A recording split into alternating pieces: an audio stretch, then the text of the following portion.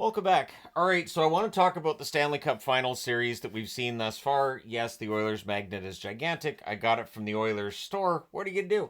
But it really, this series, in reading the comment section, especially after last night's game, all I can think is, are we watching the same series?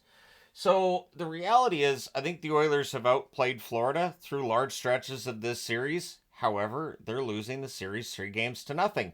And it is something we've discussed during other series in these playoffs as well, where a team is controlling the play, but they don't win the game. Something that I have said, and this goes back to when the channel started, is the best team doesn't necessarily win a series. And by that I mean when you look at the teams on paper, sometimes the team that wins is the one that's a little less impressive. I'm not saying that about Florida. I'm just saying that, a team being up 3 games to nothing, there's more to it than that. So I want to look through each game here. And I used Money Puck's Deserve to Win-O-meter because that's always fun to look at. And in game one, it was all Edmonton. 90.5% deserve to win. So as long as they did the same thing in the second game they did in the first game, they should be fine. Now, people pointed out Florida played badly, and they did, but Bobrovsky did not. So if you look at goals saved above expected, so looking at the danger of the scoring chances and all that fun stuff, Skinner had a negative 0.52, and Bobrovsky had a positive 5.7, meaning he had a ridiculously good night.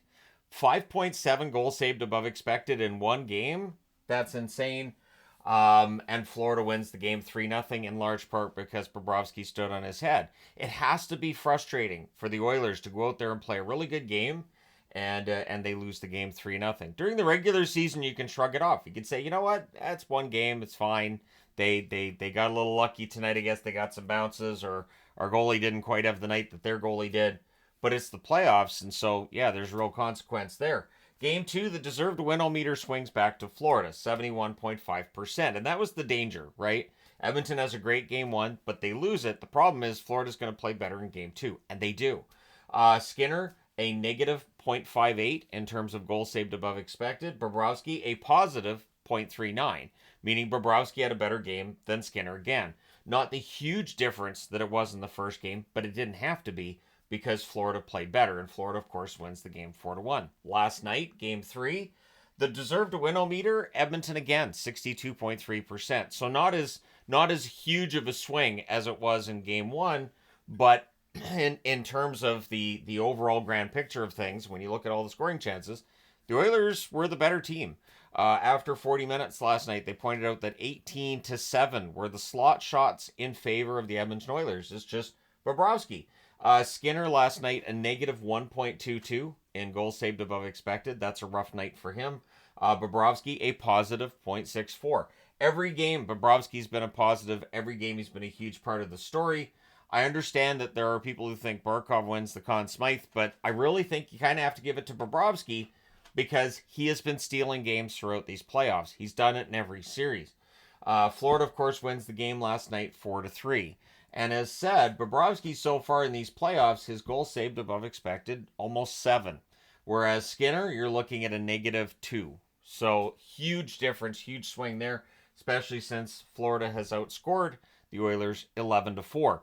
And so while I gave the edge before the series to Bobrovsky and the Panthers, it has been a far greater difference between the two. I've seen people point out too that, with Dallas and Jake Ottinger, and they took him down. But Bobrovsky being older and more experienced, and it feels like that experience is doing a lot for Florida as well. So their number one scorer, if you look at the Oilers in the Stanley Cup final, is McDavid with 3 assists. I've also seen people saying, well, he's not scoring goals. McDavid this season has not been making the same... Okay, I'm not going to say he's not making an effort to score goals because that sounds bad, and it would be incorrect. But his primary focus this year has been setting up his line mates. So all season has been about the assists. That's why he got 100 regular season assists. And obviously, when you have a player who's primarily a point producer via playmaking, it's going to be really important that his line mates are producing, and they're not. So now McDavid is being forced to change his game up during the final, and he's running into a brick wall named Sergei Bobrovsky.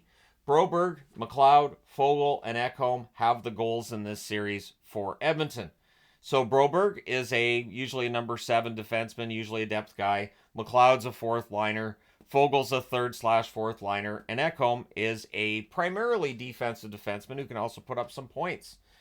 Missing from the list, and with no points in the final, Draisaitl, Hyman, Kane, who's only played the 2 games, didn't play last night, Perry, who's only played the 2 games in the final, and Ryan Nugent-Hopkins. So 3 games into the series, Draisaitl, Hyman, and Nugent-Hopkins have been shut down, and they just haven't had the production they need from elsewhere. So while all the screaming has been about officiating as well, when the Oilers have had power plays, they haven't scored. They haven't scored a power play goal. Florida's only had 1, but they haven't needed them because, again, they're scoring 5-on-5. So the 1 power play goal for Florida, However, when Edmonton has none, it still makes a difference. Now, on the Florida side, Evan Rodriguez is the number 1 scorer with 3 goals and an assist in this final. And he had 2 goals in that Game 2 win and was a huge part of the reason they win that game, right? Barkov, a goal and 3 assists. I think he set up both goals by Rodriguez. Sam Bennett with a goal and 2 assists. Reinhart, a goal and 2 assists for him. They've both been good. And again, it just comes down to the fact that Florida's been getting the production they need. Last night's a good example. So you've got, the Oilers are controlling the play. They've got some good shots, some good chances. They're building things up. Puck goes the other way, and suddenly the puck's tipped in the net. Florida's ahead. That's all it takes. And so the comments about how trash the Oilers have been and they're terrible, I don't think that's been the case. I really think it's been a matter of Bobrovsky's been really, really good. Then you need a save at the other end, and you don't get it. Now, Stuart Skinner played really well against Dallas. Part of the reason Dallas is not in this Stanley Cup final is because Skinner was better when he had to be. In this final, I don't know what the situation is, other than Florida, with all their experience, the fact they were in the final last year, they've been a top team in the NHL for years now. They have that confidence. And clearly they're not rattled by anything the Oilers are doing. And Skinner just has not been the world beater Bobrovsky has. Every year is different. Every year is different in that last year, Vegas wins with Adin Hill, who prior to that Stanley Cup winning run for Vegas, hadn't even been seen as a starter in the National Hockey League. He'd been seen as a backup, sometimes a fringe NHLer in his time in San Jose and Arizona, and then all of a sudden he wins the Stanley Cup. I do know that people will always look for a formula. If you're looking for a formula with Florida, it's pretty simple. You do your best to play that shutdown game and suppress chances and have a world-beating goaltender. So that's where the formula gets kind of broken, because you can't just plan for having a world-beating goaltender. It's not like Toronto could have gone down to Samsonov during the playoffs and gone, hey, so now you're Patrick Waugh. I'm Patrick Waugh. It's not how that works. So, aren't I really old? Aren't I the coach of the Islanders? No, you're missing the point, Ilya.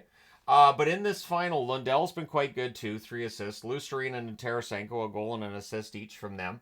Mikkola with a goal, Ekblad with a goal, Verhaeghe with a goal. So Verhaeghe's only had 1.3 games. Doesn't matter. They're getting a lot of production up and down because the goaltending they're facing is not as daunting as the goaltending that's being faced by the Oilers. If Bobrovsky's in the net for the Oilers and Skinner's in the net for the Florida Panthers, the Oilers have won 2 games in this series, minimum. And that's the frustrating reality of this series. And so in the offseason, the Oilers are going to have some questions to answer. Skinner's still young. He could absolutely still become a goaltender who wins the Stanley Cup at some point. But this is the issue. Florida's only allowing 1.33 goals against per game right now. 4 goals for the Oilers. So I do expect the Oilers to come out with some more oomph in Game 4, but that oomph has been stoppable by Bobrovsky. That oomph has not prevented wins by the Florida Panthers thus far, and it definitely does skew things. So it looks like the Florida Panthers are destroying the Oilers. The reality is the Oilers just no breaks. Again, I don't know how many times I messaged Yvonne. She wasn't home last night. It was like, again, it's another game where a team is controlling. The puck goes the other way, and it's in the net. Control. Other way, it's in the net. And it has to be frustrating for players on those teams when that happens, because you're doing everything you can. The one thing you can't control is the goalie in your end. And when he's not making the saves that you need, the trick is, as a teammate, you can't go over and start going off on the goalie. If you're the coach, you can't do that either, because you don't want to destroy a goaltender's confidence. But I do think it's the one thing the Oilers have to look at in the offseason. plus depth. Absolutely, depth needs to be looked at by the Oilers as well. It's been a conversation for many, many years. It's still there, and I don't know how you address this. But could there be some massive trade in the offseason involving Draisaitl? I highly doubt it. I've started seeing that. Well, Draisaitl doesn't have a point, so he's not the guy. There have been a lot of really, really good players that have gone to the final and not made it, and I've seen a lot of criticism of those players in those finals. And I can definitely do a video on that soon enough as well. So look forward to that being on the channel. But Florida's 1 win away from a Stanley Cup. Edmonton's still 4 wins away from a Stanley Cup. And it looks highly unlikely we see a reverse sweep. But who knows? Maybe the giant magnet helps, right? Maybe that gives them some confidence. I like the gear logo. I use it wherever I can. But thank you guys so much for all your support as always. Let me know your thoughts in the comment section below as always. And if you haven't already hit like and subscribe, please do. I will talk to you again soon.